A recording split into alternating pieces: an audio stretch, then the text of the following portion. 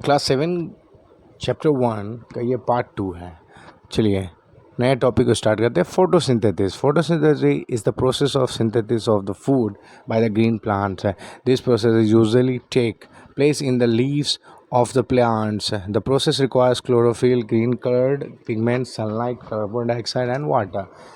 That means photosynthesis में क्या होता है, आपका ग्रीन प्लांट जो है कि फूड प्रिपेयर करते हैं किसके सहारे, आपकी स्पेशली फोटोसिंथेसिस प्रोसेस कहाँ पे होता है, लीव्स में, प्लांट के लीव्स जो पार्ट होता है उसमें होता है। ठीक है, उसके लिए आपको क्लोरोफिल होना चाहिए। जो ग्रीन प्लांट क्या होते हैं उनके अंदर क्लोरोफिल होता है।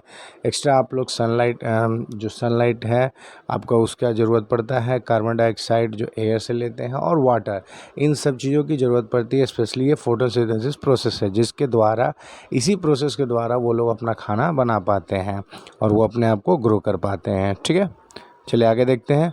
ऑर्गेनेल्स। ऑर्गेनेल्स में क्या होता है? Organelles are the tiny cellular structures inside a cell and perform the specific function that are important for the cell. They are found in the cytoplasm of the cell.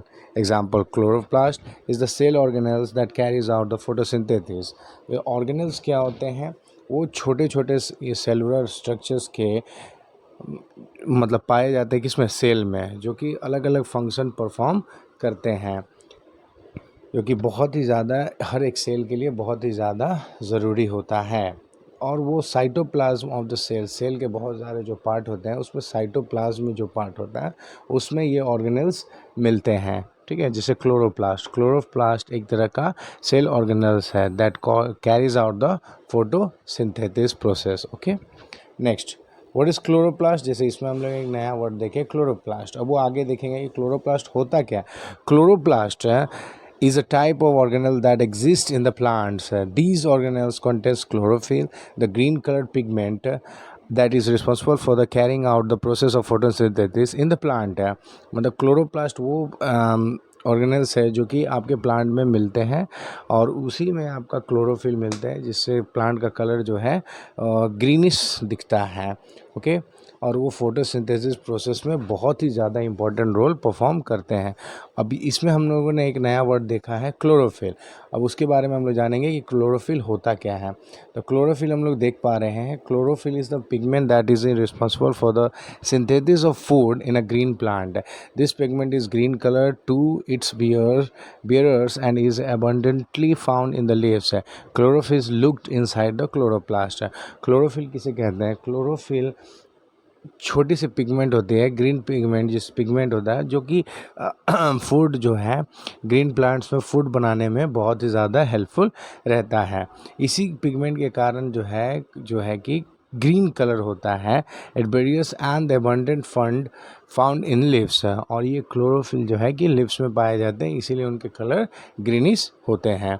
Chlorophyll is locked inside the chloroplast. Chlorophyll जो है कहाँ पे मिलेगा? Chloroplast में, उसी में ये lock होता है। नेक्स्ट देखते हैं। अब ये जो प्रोसेस है फोटोसिंथेसिस वो कैसे परफॉर्म होता है उसके बारे में हम लोग डिटेल में अब जानेंगे। The process of photosynthesis take place in the plant leaves, the food factory of the plant. देखिए हम लोगों ने जैसे कि पहले पढ़ा कि लीव्स में फोटोसिंथेसिस प्रोसेस होता है, तो इसीलिए उनको हम लोग क्या कहते हैं, food factory of the plant. जिसमें पहला चीज़ जो कि इस्तेमाल होता है वो है आपका कार्बन डाइऑक्साइड. पहला क्या इस्तेमाल होता है? The first one is carbon dioxide is taken through the tiny pores on the leaves and called the stomata.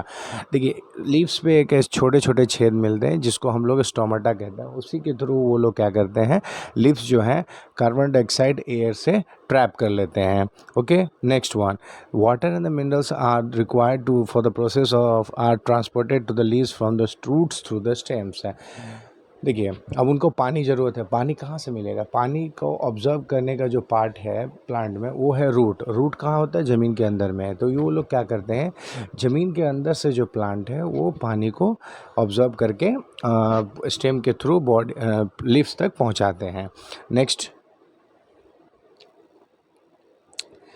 है आपका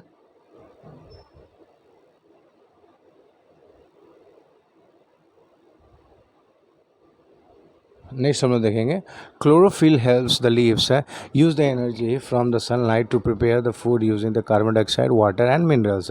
ये क्लोरोफिल जो है हेल्प करता है किस में, एनर्जी जो है सनलाइट से जो एनर्जी मिला उसको ट्रैप करने में, और carbon dioxide, water and minerals के हेल्प से फूड को प्रिपेयर करने में।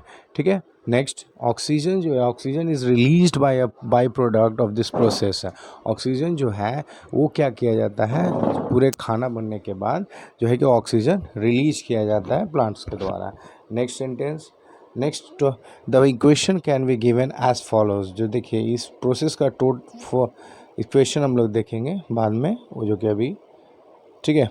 Nutrition being replenished in the soil. देखिए न्यूट्रिशन ऐसा जो ऐसा प्रोडक्ट है जो कि हम लोग क्या करते हैं, प्लांट्स में जो है उसे रिप्लेनिश करना पड़ता है, तभी जाकर एक नया प्लांट ग्रो कर पाएगा और बहुत अच्छे से उन्हें सारी चीज़ें नरिशमेंट मिल पाएंगे। तो चलिए पहला पॉइंट देखते हैं, nutrients.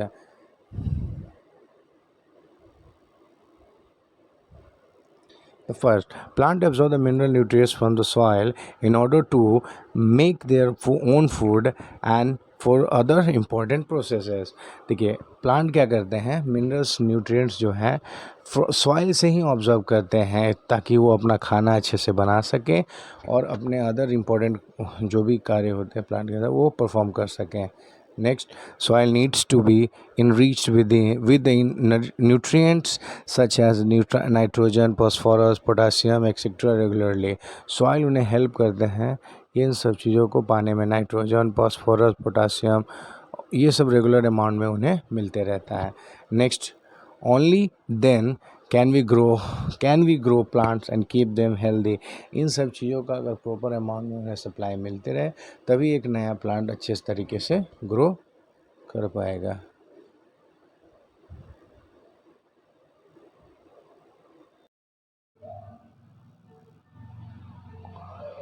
Only then can we grow the plants and keep them healthy. That means इसके बाद ही हम लोग क्या कर सकते हैं, प्लांट्स को अच्छे से ग्रो कर सकते हैं और हम लोग उसे।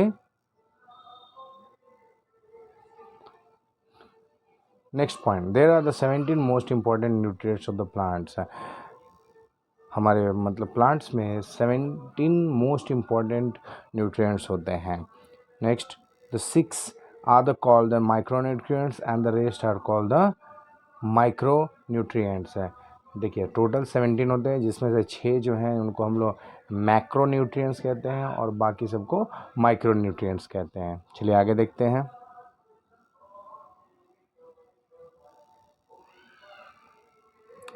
Micronutrients are required in the large quantity. जो माइक्रोन्यूट्रिएंट्स आप देख सकते हैं, micronutrients are required in the large quantity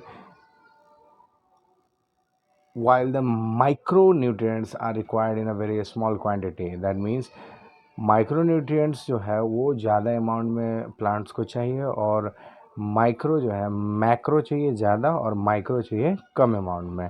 ठीक है। अब हम लोग आगे देखेंगे other modes of nutrients. Other mode of nutrients में आप देखेंगे पहला क्या है, सिम्बायोटिक रिलेशनशिप। पहला क्या है, सिम्बायोटिक रिलेशनशिप। ठीक है। इसमें आप देख सकते हैं कि organism that live together and share their shelters with each other are said to be symbiotic relationship। मतलब ऐसे ऑर्गेनिज्म जो कि एक साथ रहते हैं और एक दूसरे का शेल्टर जो है शेयर करते हैं, मतलब जहाँ पे एक रह रहे हैं वो दूसरों को भी अलाउ करेंगे वहाँ पे रहने के लिए, जिससे वो लोग दोनों एक साथ मिल कर के रहते हैं, उसे हम लोग सिम्बायोटिक रिलेशनशिप कहते हैं। चलिए अच्छे से इसे डिटेल में देखते हैं। A certain fungi, the first point, the certain fungi live in the roots of the tree। कुछ फंगी जो हैं प्लांट्स के रूट्स जो होते हैं उसमें रहते हैं। नेक्स्ट अब देखेंगे, the tree provide nutrients to the fungus and in the return receive the help from it to take up water and nutrition from the soil। और इस तरीके से जो है फंगस क्या करते हैं, ज़्यादा न्यूट्रिएंट्स रिसीव करने में हेल्प करते हैं किसको, प्लांट को, वाटर और न्यूट्रिशन को सॉइल से। ठीक है। नेक्स्ट देखते हैं हम लोग, this association works well for both the fungi and the trees है। और इससे क्या होता है, ट्रीज को भी और फंगिस को भी, दोनों को ही खाना अच्छे से मिल पाता है। Another common example is rhizobium bacteria. Rhizobium bacteria के बारे में जो है वो भी प्लांट के लिए बहुत ही ज़्यादा हेल्पफुल होते हैं। उससे भी हम लोग क्या कर सकते हैं, प्लांट को बहुत ज़्यादा अच्छे से वो लोग न्यूट्रिशन और नाइट्रोजन प्रोवाइड कर पाते हैं। देखिए नेक्स्ट आपका, they reside in the roots nodules of the leguminous plant. Leguminous plant के जो है उसी के रूट्स के पार्ट में ये राइजोबियम बैक्टीरिया मिलते हैं। The bacteria provide the plant with the nitrogen that they fix and in turn they get the shelter and food from the plant. और नाइट्रोजन जो राइबोसोबियम बैक्टीरिया जो है वो क्या करते हैं, नाइट्रोजन ज़्यादा प्रोवाइड करने में प्लांट्स को हेल्प करते हैं, और उसके बदले में प्लांट्स उन्हें वहाँ पे रहने देते हैं, अपने पास रहने देते हैं, और उन्हें क्या बोलते हैं, फूड प्रोवाइड करते हैं। ठीक है, नेक्स्ट देखते हैं हम लोग। नेक्स्ट टॉपिक राइजोबियम के बारे में अच्छे से जानेंगे। Rhizobium is a bacteria that converts the atmospheric. Rhizobium क्या है, राइजोबियम एक तरह का बैक्टीरिया है जो कि एटमॉस्फेरिक नाइट्रोजन को कन्वर्ट करता है और into a soluble form that can, और उस इस तरीके से उसे सॉल्युबल फॉर्म में कन्वर्ट करता है जिससे वो प्लांट उसको यूटिलाइज कर सकें। Next, it usually reside the roots leguminous plant, और ज़्यादातर वो लिग्यूमिनस प्लांट में रहते हैं, लाइक पीस, ग्राम, मूंग, ये सब जो है लिग्यूमिनस प्लांट के नाम से जाने जाते हैं। And is instrumental in the providing these plants with a reach of nitrogen. Okay, next हम लोग देखेंगे नाइट्रोजन फिक्सेशन क्या कहता है। Nitrogen, what do you mean by nitrogen fixation. तो नाइट्रोजन फिक्सेशन देख पा रहे हैं हम लोग। Nitrogen is an important nutrient required for the soil and for the plants है। देखिए नाइट्रोजन एक ऐसा एलिमेंट है जो कि बहुत इंपॉर्टेंट न्यूट्रिएंट्स है, किसके लिए, सॉइल के लिए भी और प्लांट्स के लिए भी। However, the nitrogen in the atmosphere is not easily accessible. Atmosphere में जो है कि नाइट्रोजन जल्दी से हम लोग ट्रैप नहीं कर पाते हैं, इसीलिए ये सब जो बैक्टीरिया है, राइजोबियम बैक्टीरिया, वो हेल्पफुल रहते हैं इस प्रोसेस के लिए। इसीलिए ये बोला जाता है this nitrogen converted into a form that can be used by the plant and other living organism is called nitrogen fixation. और वही जिस प्रोसेस से आपका नाइट्रोजन जो है हम लोग या फिर प्लांट जो भी यूज़ करते हैं अपने पर्पस के लिए, डिफरेंट पर्पस के लिए, उसी हम लोग क्या कहते हैं, नाइट्रोजन फिक्सेशन। ओके, कन्वर्ट करते हैं अपने फॉर्म में जिससे वो अपना यूटिलाइज प्रॉपर तरीके से कर पाएँ। चलिए आगे देखते हैं नेक्स्ट टॉपिक। देखिए जैसे आप देख सकते हैं यहाँ पे, अब पैरासाइट। पैरासाइट क्या होता है, parasite is a heterotroph that completely depends on another organism for its food.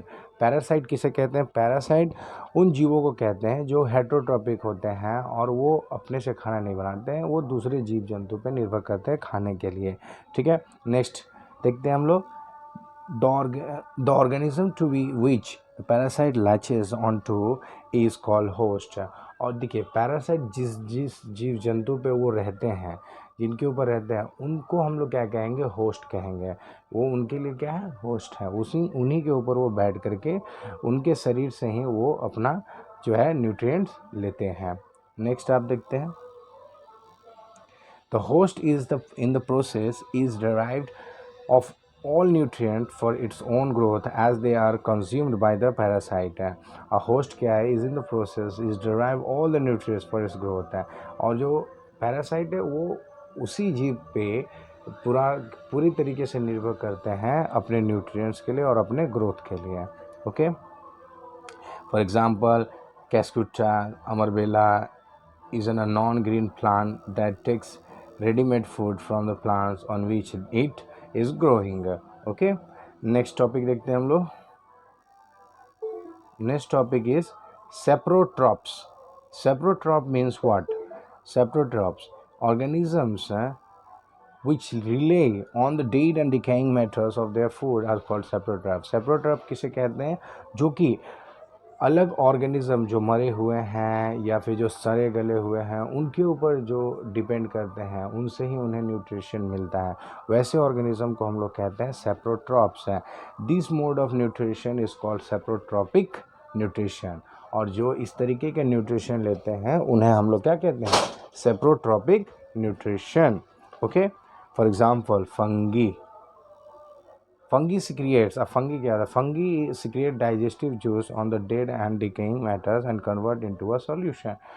Fungi help क्या करते हैं, वो जो मरे हुए जो जीव रहते हैं उनके ऊपर एक ऐसा जूस, डाइजेस्टिव जूस सिक्रिएट करते हैं जिससे वो क्या करते हैं, सॉल्यूशन में कन्वर्ट हो जाते हैं। Okay, next they then they absorb the nutrients from it, और वो जो है कि इस तरीके से सॉल्यूशन बनाते हैं और उससे फिर वो अपना न्यूट्रिशन को एब्जॉर्ब कर लेते हैं। उससे वैसे जीव को हम लोग कहते हैं, ऑर्गेनिज्म को हम लोग कहते हैं सेप्रोट्रॉपिक न्यूट्रिशन। नेक्स्ट देखते हैं इंसेक्टिवोरस प्लांट। इंसेक्टिवोरस प्लांट क्या होता है, ऐसे प्लांट जो कि the insects, the plant that feed on the insects are called insectivorous plant। ऐसे प्लांट जो कि अलग अलग जीव जंतु को खाते हैं, मतलब जो इंसेक्ट उनके ऊपर आकर, ऐसे प्लांट होते हैं जिनके ऊपर इंसेक्ट आकर बैठेंगे और उन इंसेक्टों को ये खा लेते हैं। ठीक है,